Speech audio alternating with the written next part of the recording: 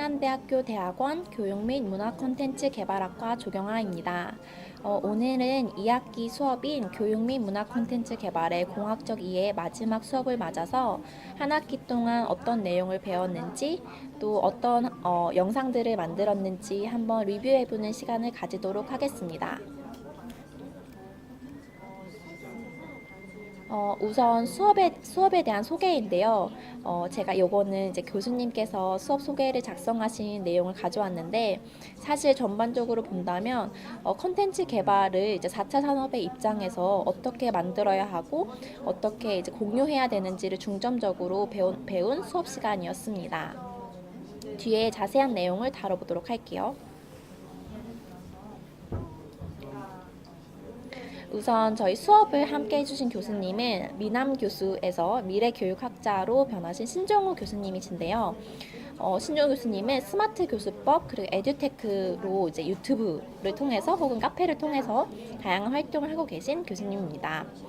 미남 교수의 치기공 놀이터를 통해서 PBL 수업이라고 하죠. 이제 학생들과 영상으로 프리뷰를 하고 리뷰를 하고 또 학습하는 다양한 활동을 하시기도 하고, 미래융합교육학회 학회장님으로서 스마트 교수법에 이제 법이 널리 이제 보여질 수 있도록 열심히 활동해 주시는 교수님입니다. 스마트 교수법과 에듀테크에 정통하신 교수님이어서 그런지 한 학기 동안 컨텐츠에 대해서 좀 더 자세히 좀 정확하게 그리고 현실에서 어떻게 만들 수 있는지를 배울 수 있는 유용한 수업이었습니다. 수업 내용에 대해서는 전반부와 후반부로 한번 나눠볼게요. 전반부는 4차 산업과 콘텐츠라는 키워드로 잡을 수 있는데요. 제가 질문을 이제 그동안 배운 내용을 질문으로 한번 정리를 해보았습니다. 먼저 4차 산업이란 무엇인가? 또 4차 산업이 우리에게 미치게 될 영향은 무엇인가? 를 먼저 시작을 했는데요. 사실 요즘에 특히 한국에서는 4차 산업이라는 키워드가 매우 대두되고 있는데, 특히 저희가 컨텐츠라는 학문은 기술과도 이제 연계가 되었기 때문에 산업의 변화와 매우 밀접하다고 볼 수 있습니다. 그래서 이제 4차 산업이 무엇인지부터 시작을 했고요. 이것을 알기 위해서 저희는 뭐 인공지능이라든지 사물 인터넷 등의 이제 키워드에 대해서 자세히 살펴보는 시간을 가지기도 했습니다. 그리고 저희는 대학원생이 총 5명인데 각자가 이제 전문적으로 하고자 하는 분야가 달라서 각자의 분야에 대해서 4차 산업이 어떤 영향을 미칠 것인지, 그것으로 인해서 무엇이 어떻게 바뀔 것인지도 한번 이야기를 해보았습니다. 저는 아이들이 행복하게 공부할 수 있는 교육 컨텐츠를 개발하는 것이 목표인데요. 그래서 교육 컨텐츠라는 분야에서 혹은 교육이라는 분야에서 4차 산업이 미칠 영향에 대해서 학습을 하기도 했습니다. 우선 교실이 어떻게 변할 것인지, 과연 4차 산업 이후에도 스마트한 어떤 기술의 도입을 통해서 교실의 유무가 어떻게 결정될 것인지, 혹은 교사의 역할이 지금과 같이 지식을 전달하는 역할로 계속 남을 것인지, 혹은 지식 전달은 이제 컴퓨터나 인터넷으로 할 수 있기 때문에 이것이 튜터의 역할로 바뀔 것인지 등에 대해서 이야기를 하기도 했습니다. 사실 저는 처음에는 교실이 이제 없어질 것이라고 이야기를 했는데요. 전공이 다른 분들의 피드백을 들어보니까 교실은 여전히 중요하게 작용을 하더라고요. 그래서 저의 생각이 제3자가 객관적으로 보고서 또 피드백을 받고 변화할 수 있는 중요한 시간이었다고 생각합니다. 태권도를 전공하시는 분들, 혹은 운동이나 공연을 전공하시는 분, 혹은 감성 교육을 하고 싶은 저희 원생들은 각자의 분야에서 또 어떻게 바뀔 것인지에 대해 이야기를 해보았는데요. 저 또한 다양한 분야에서 변화를 예상해 보니까 조금 더 세상을 보는 시각이 넓어질 수 있었던 시간이었습니다. 그리고 이제 4차 산업 시대에 저희는 컨텐츠가 중요하다고 결론을 내리게 되었는데요. 아무래도 지식이 다양해지긴 하지만 어쨌든 모두가 지식을 공유하는 데 있어서는 어려움이 없을 것이라는 게 저희 예상이었습니다. 4차 산업 시대에는요. 그래서 어떤 대기업, 기업의 크기가 중요한 것이 아니라 그 안의 내용물, 또 개인이 어떤 소속이 중요한 것이 아니라 개인이 가지는 컨텐츠가 중요할 것이라고 보았습니다. 그래서 4차 산업 시대에는 콘텐츠가 중요하다는 것에 결론을 내었고, 그래서 만약 콘텐츠가 중요하다면 어떤 콘텐츠가 중요할 것인가, 4차 산업시대에 중요하게 다뤄질 컨텐츠는 무엇인가에 대해서 이야기를 해보았는데요. 여기에 대해서는 각자 많은 의견들이 나왔던 것 같아요. 아무래도 최근에는 예술적인 컨텐츠도 유튜브를 통해서 많이 공유가 되고 있고, 또 학원에서만 배우는 것이 아니라 학교에서만 배우는 것이 아니라 유튜브를 통해 또 학습되는 컨텐츠들이 많거든요. 이 외에도 저희 전공과는 다르지만 저희들이 막 경험을 할 수 있는 컨텐츠가 중요하게 다뤄질 것이다 라는 이야기도 했습니다. 특히 저는 교육이라는 이제 분야 때문에 아동에 대해서 이야기를 많이 했는데, 요즘 아동들이 이제 밖에 나가는 것이 위험하게 느껴져서 외부 활동을 많이 안 하고 현장 학습이 점점 줄어드는데, 그럴 때 어떤 컨텐츠들을 가지고 이런 걸 대체할 수 있을까, 이런 이야기를 할 수 있었던 시간이었습니다. 그래서 후반부에서는 앞에서 배웠던 4차 산업 콘텐츠의 중요성을 기반으로 나만의 콘텐츠를 개발하고 공유하는 방법을 학습하였는데요. 콘텐츠는 어떻게 개발하는 것인가, 내가 개발하고 싶은 콘텐츠는 무엇인가부터 시작을 하였습니다. 콘텐츠가 중요하다면 콘텐츠는 당연히 개발이 되어야 하는데, 어떤 콘텐츠를 개발해야 할까, 어떻게 개발을 해야 될까요? 저는 사실 처음에는 이 부분이 좀 어려웠는데, 왜냐하면 이제 영화나 음악, 그 뮤지컬 등을 이제 컨텐츠로 보았을 때 이것을 제작하는 것부터가 매우 어렵다고 생각을 했거든요.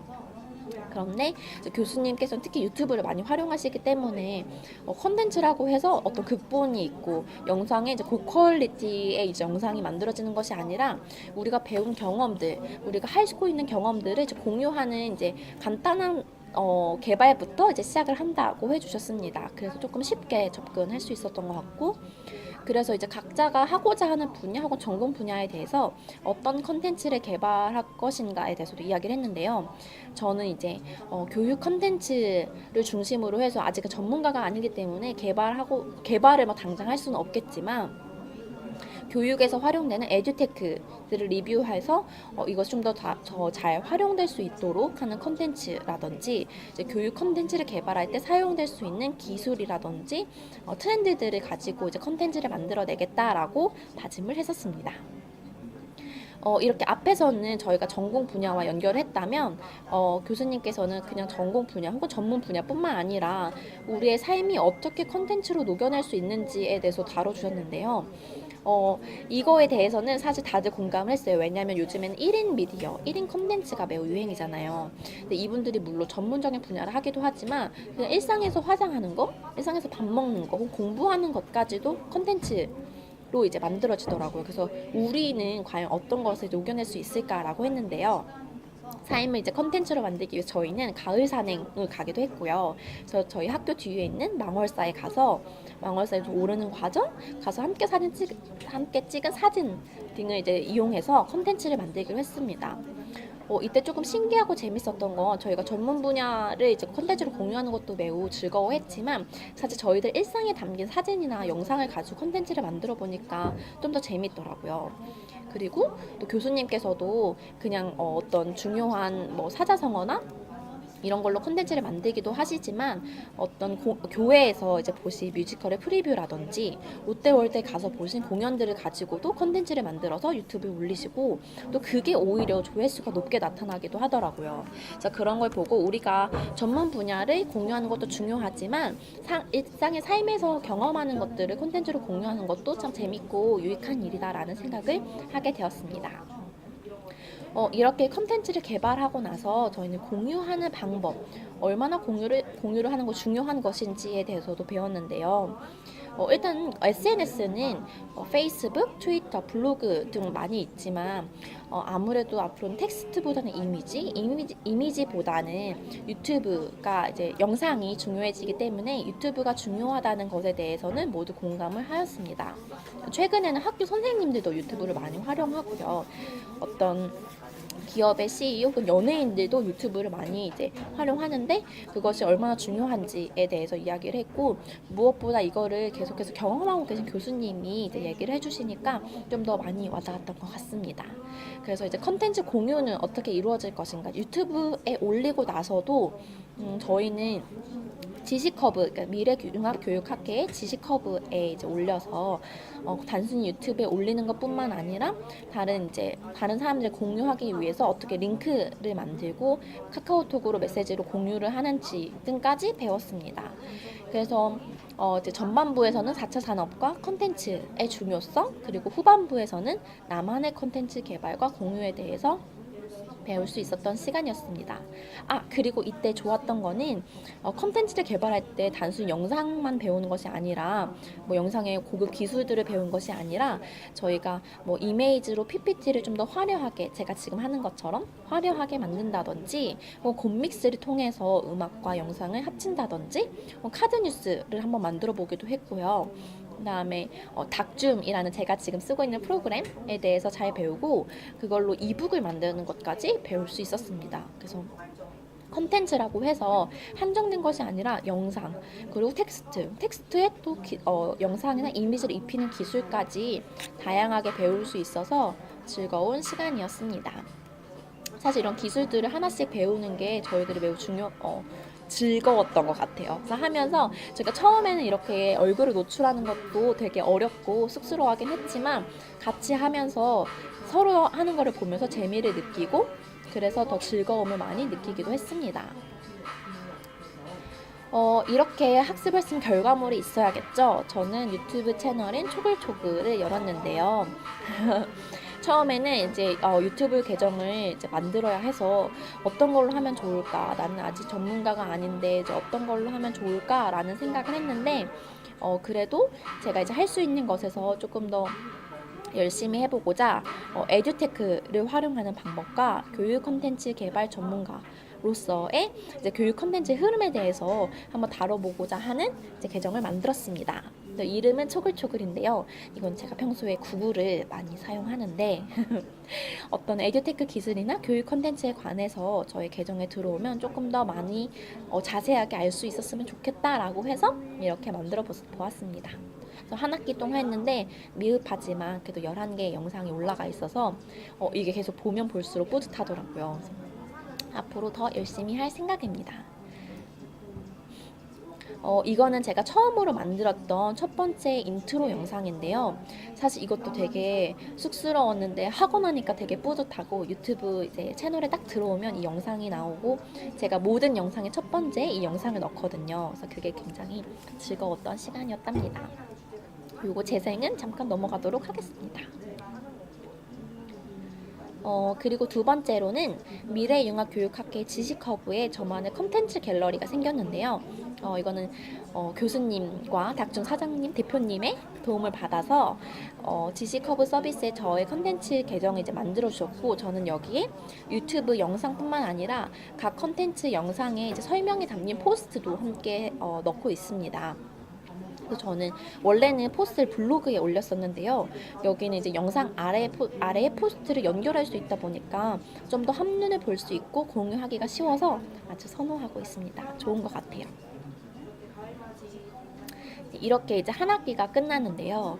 사실 처음에는 이 수업이라는 것 자체가 저에게는 정말 큰 도전이었습니다. 저뿐만 아니라 다른 이제 대학원생 분들에게도 정말 큰 도전이었을 것 같아요. 그래서 저기 영상이라는 것도 잘 모르고 또 어떻게 만들어야 될지도 모르고 얼굴 노출하는 거에도 굉장히 겁이 많았는데 하다 보니까 그래도 교수님께서 계속 피드백을 주시니까 그것에 힘을 얻어서 좀 더 잘 할 수 있었던 것 같아요. 그래서 큰 도전이었지만 미래융합교육학회에서 발표도 해보고 이제 원생들 앞에서도 발표를 여러 번 해봐서 조금 더 앞에 서는데 익숙해지고 자신감을 갖게 된 한 학기였습니다. 매우 큰 도전이었지만 저희 5명의 원생들과 또 교수님과 함께 이미 시작을 했다고 생각합니다. 그래서 한 학기 동안 좀 바쁘다는 핑계로 힘들다는 핑계로 영상을 많이 올리지 못했는데 이미 시작한 만큼 또 그리고 생각보다 더 재밌고 즐겁게 해나가고 있는 만큼 앞으로 하나하나씩 벽돌을 쌓아서 성을 잘 만들 수 있는 한 학기가 끝난 결과물을 얻을 수 있었으면 좋겠습니다. 그래서 이렇게 2학기가 끝났고요. 어느덧 이제 더운 여름, 가을 초에 시작을 해서 이제 겨울이 다 돼서야 이제 한 학기가 끝났는데 사실 2학기는 정말 교수님 수업과 채찍질과 이런 과제와 더불어서 매우 치열하게 보낸 한 학기였던 것 같습니다. 그래서 이렇게 영상으로 또 한 학기를 정리해 보니까 너무 유익한 것 같고 제가 많은 것을 배우고 했다는 생각에 뿌듯하기도 합니다. 그래서 한 학기 동안 함께 해주신 저희 대학원생님들 지은이, 주아, 종범 오빠, 지연이와 신정우 교수님께 감사를 표합니다. 감사합니다.